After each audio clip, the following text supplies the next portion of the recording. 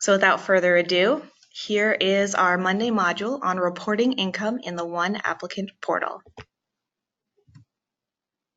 Today we have some pretty straightforward objectives. We're going to be looking at the OHP income basics at time of application. Going to talk briefly about the difference between monthly and annual income tests.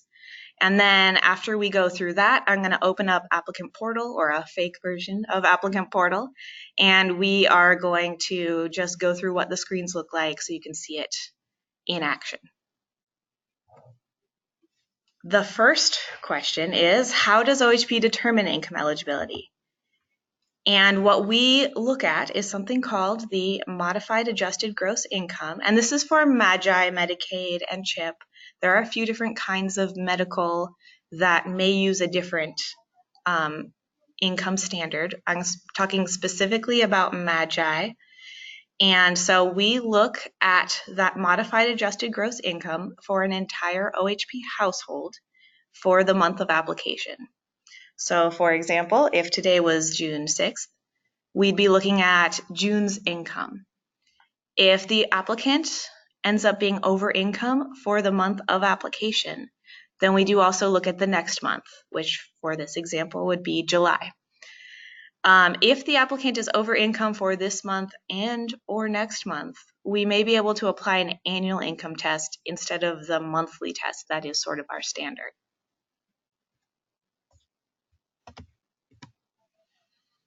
So here is a quick breakdown of the differences between monthly and annual income tests. For the monthly income test, and that's the one that's going to apply for a vast majority of people, we use different federal poverty levels for different populations. So for instance, we know that pregnant women qualify at a higher income level than non-pregnant adults. And we know that if children do not have other major medical, they can qualify at a much higher income level than an adult. So you will hear 138% of the federal poverty for adults, 190% of the federal poverty level for pregnant adults, and 305% of the federal poverty level for those children who have no other major medical. The annual income test, no matter who you are and what your demographics are, we are looking at 100% of the federal poverty level. So it is a lower income when we look annually than it will be for our monthly numbers. Another difference is that for our monthly income test, we do not require that applicants file taxes. And we don't require that married tax filers file jointly, but the annual income test requires people to be tax filers or to be claimed as a tax dependent. And if they are married, they must file jointly. We do also have some small differences in types of income that are counted for monthly versus annual income. That gets pretty into the weeds, and so I'm not going to go specifically into the details, because essentially if it's taxable income or it's Social Security, we want to make sure it's on the application, and we're going to have the processing workers and the system work out exactly what applies to what test and things like this. So I'm telling you this for your information, but rest assured you are not required to know the ins and outs of all this. Another thing, and this I just learned this, is that unborn children are counted in our household size and therefore adjust the income level for a household when we are looking monthly, but unborn children do not count in that annual income test.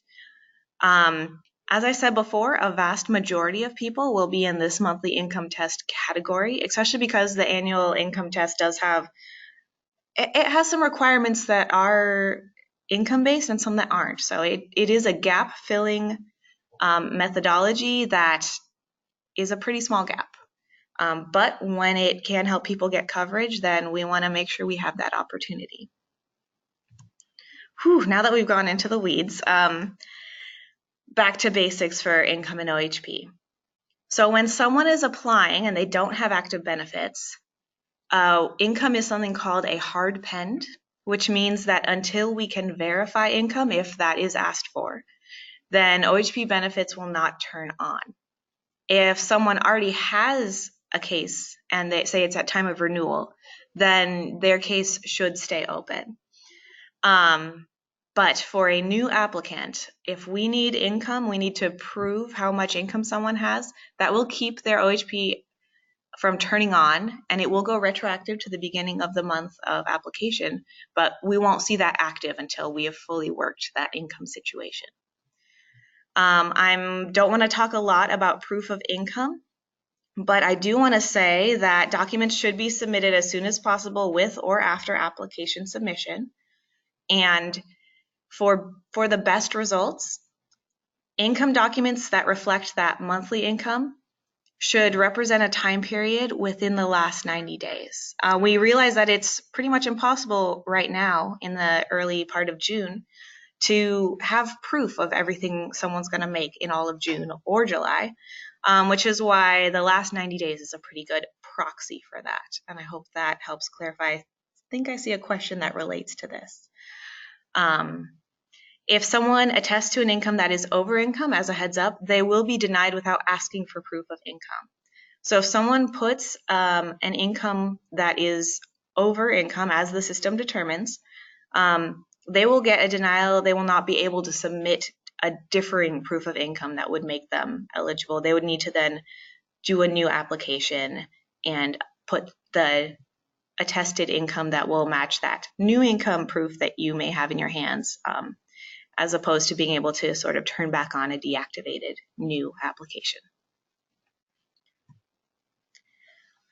So in the applicant portal, I like to call the monthly income pages the right now income pages, because they're looking for that monthly income test I talked about, but they give you annual numbers, so it's a bit confusing. And really the best way I've found to think about it is we're trying to capture what is happening this month, next month, right now. And so we're going to put in information that matches income that we have this month, or that we expect to have next month. These pages, and I'll show you a screenshot and then we'll go into it, it breaks income up into 4 categories. We have job income, self-employment, other income, and then expenses. There is one more page if someone has a job income, then an employer screen will also appear in this section of the applicant portal. Here's a screenshot of that job income page in the right now or monthly income screen. And our best practices are, you should, first of all, for source, what we really want is the employer's name.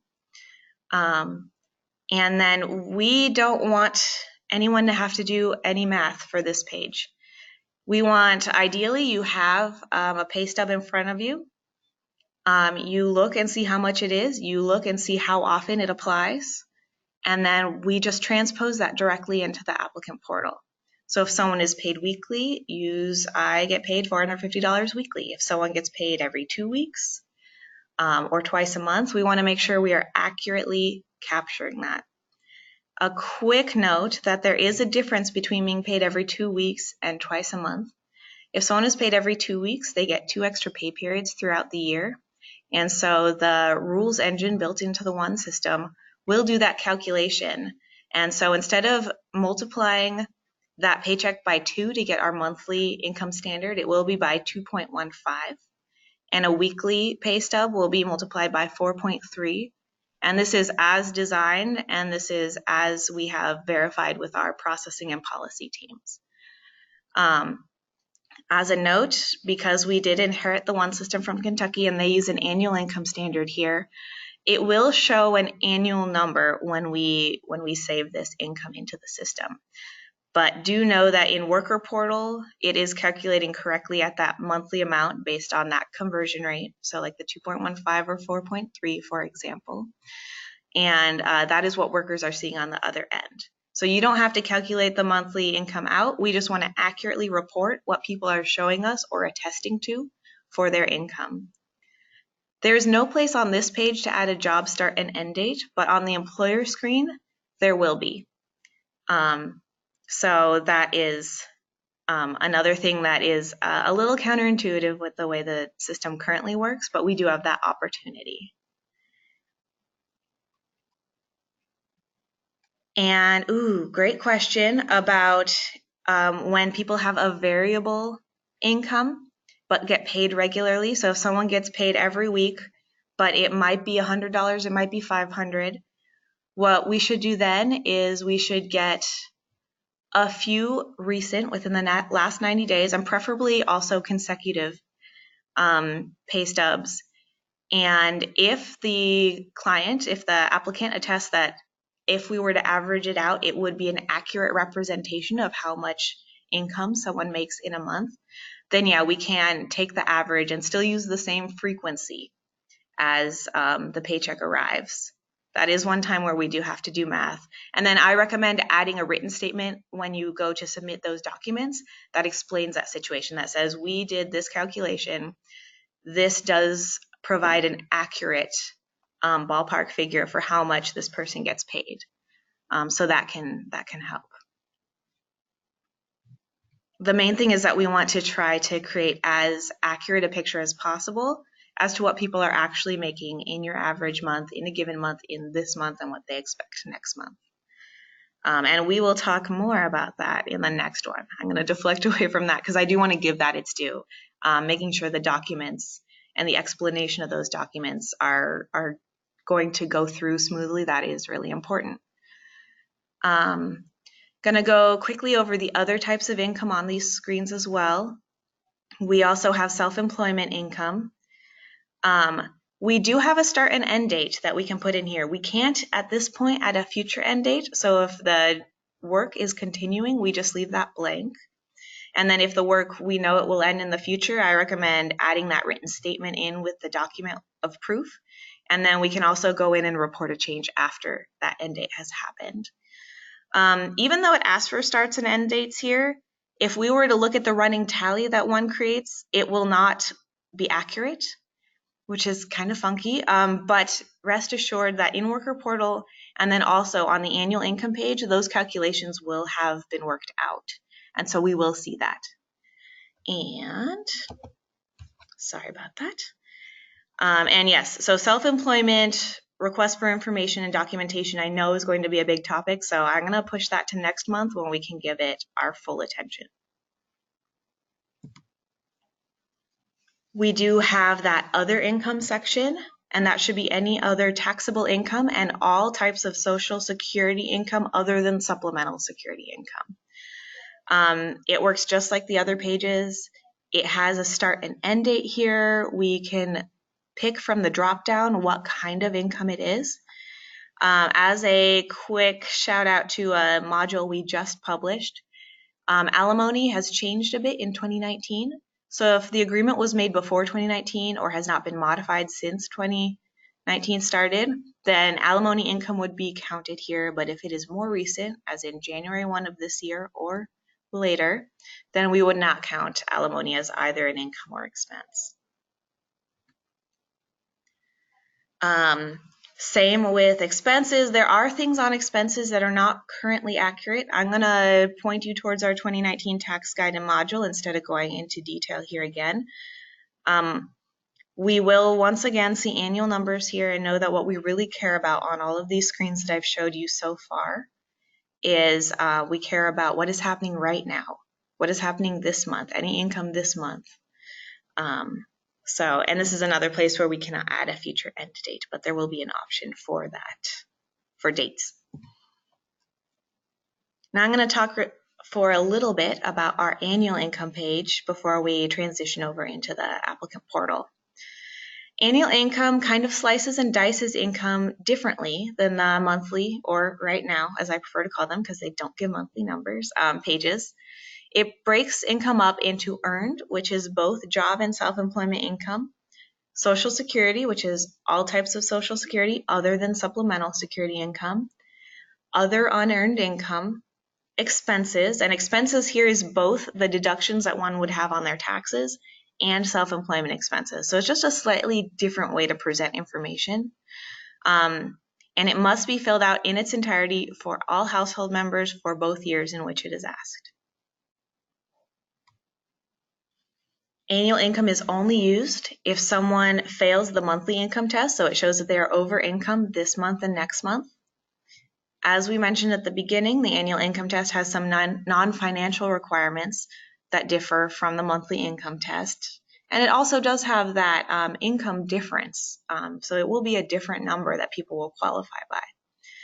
We do have info pre-populated from the monthly income screens, but we do have to interact with every single one of those little buttons on that screen still. And we ask that people use their best estimate for the whole calendar year in which we're asking.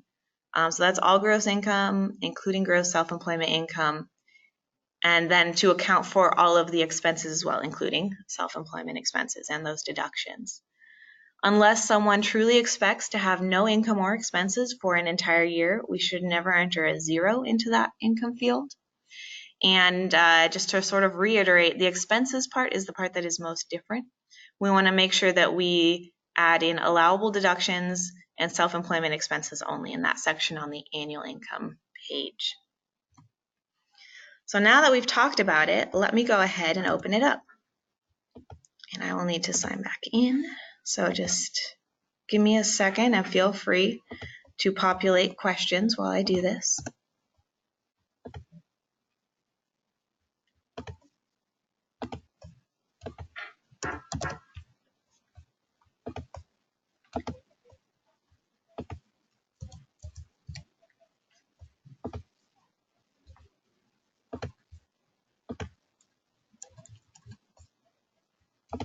All right, so I've queued up an application that should be right at the income page.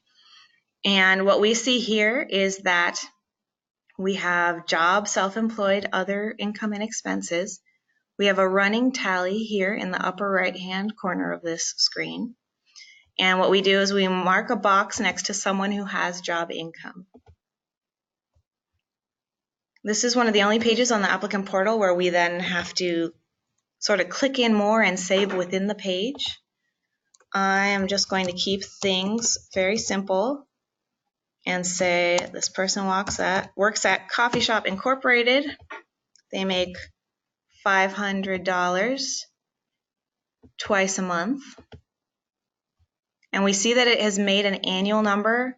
We would have to divide by 12 to get to that, that monthly income standard that we're looking for. I'm going to go ahead and go into self-employment income.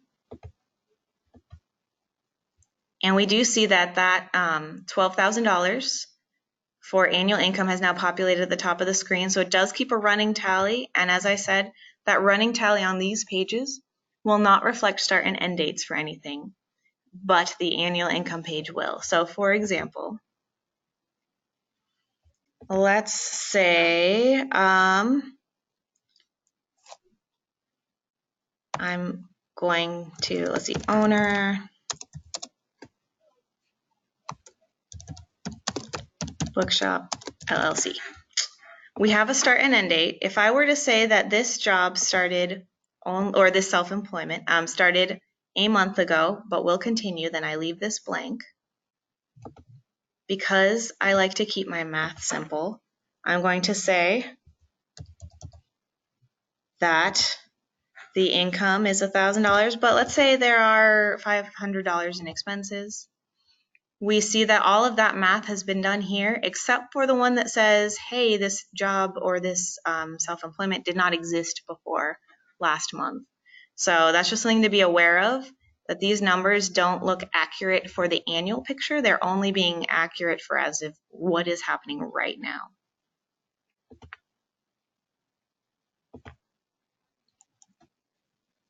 With your permission, I'm going to skip putting in other income because it looks very similar to the last page, but we would mark the box and click next, and it would ask us to populate what kind of income, how often this person gets that income, and what the source is. It does have start and end dates. And then expenses, keep in mind that the expenses listed here may or may not be current expenses people can claim on their taxes, and that we're only looking for expenses that people claim on their taxes here. As a note, you cannot put a negative number into any of these pages. The self-employment expenses and the expenses on this page, if you put in a positive number, it will then know to subtract it from the total. But we would never put a negative sign in. And now our test person, who I've creatively named Income, did have a job, so it is asking for job information. And I do want to show you that right here is where you can add a start date and an end date. And at this time, as you can see, the future is grayed out. We cannot forecast a job ending, not within this screen. We can do so when we do the annual income, which I want to show you next. So I'll click ahead.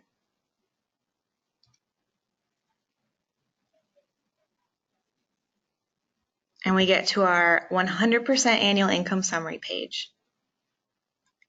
Now, I want to show a few things. Right now, we only have a one-person household in this example. We have earned income, which has been grabbed out of the previous screens. If I think that this is accurate, I click no, because I think the annual income will not be different from what is projected, and it populates it over here. If I were to say yes, it would then open up this screen, and I could say this person expected, well, this is now 2018. Let's say we know that this person got another $1,000 in unearned income throughout the year, and we see that it immediately adds that number here.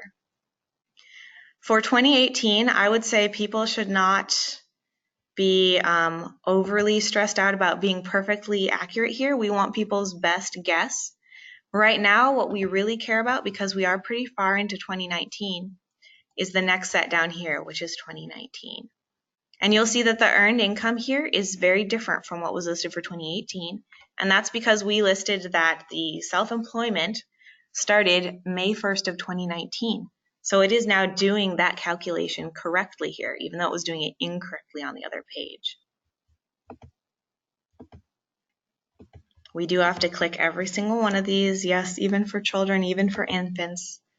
We have that the expenses were also calculated correctly based on the idea that that new self-employment with its expenses started May 1st and will continue throughout the year. And here we have those numbers that did not populate correctly on the last page, on the right now pages.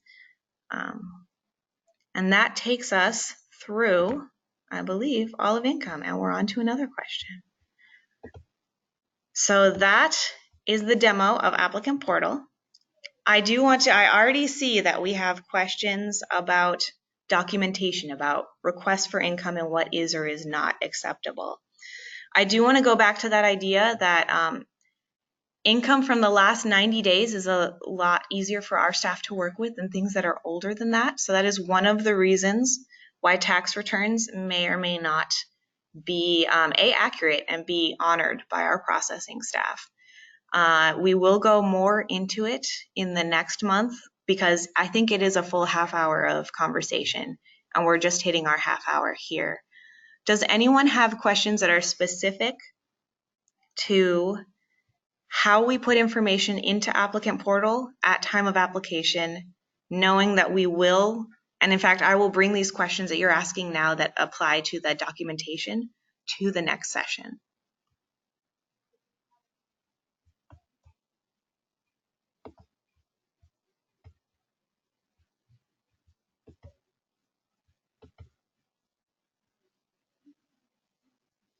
And I would say for people who have variable income, really what we're trying to get to is what is accurate as for the average month? How can we best make the complicated set of factors that is our lives fit into what is a fairly strict numerical system?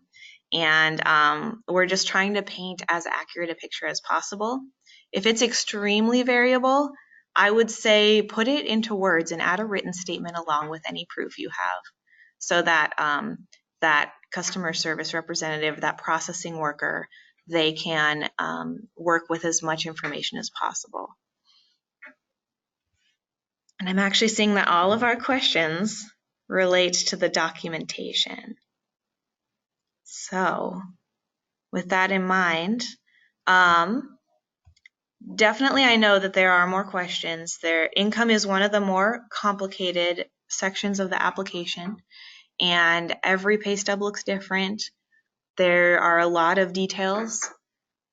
We are here for you, your community partner outreach program. Please reach out to your ROC. Please reach out to us at community.outreach@dhsoha.state.or.us. And we are happy to work through any of the scenarios, questions, things that might come up. I hope this was helpful, and we'll see you all next month, I hope, for the next income installment.